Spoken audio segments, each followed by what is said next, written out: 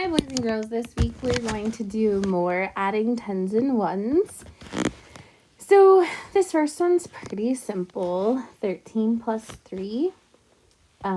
Use your number line would probably be the easiest, or just counting up. So what would that answer be? 16, very good. Okay, so now we have 30 plus 3. So if I add the 3 and the 1, because they're in the tens place, I have 4, and then 0 plus 3 is 3, so the answer is 43. Okay. This one, we can use our mental math strategy of just what's 10 more than 27. That answer is 37. 27 plus 1, we just do the next number. That's 28. Now we have 16 plus 20. This is also a good one for mental math.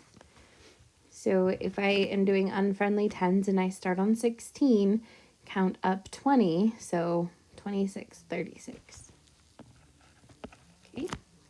16 plus 2, I'm just going to count up 2 spaces. The answer is 18. This one is 23, and then I just add 10 more, so it's 33. And 23 plus 1 is 24. Good, so that was pretty simple on this first page. The back page is also simple, just a bunch of plus ones. So practice these so that you can get really good scores on your MCOM.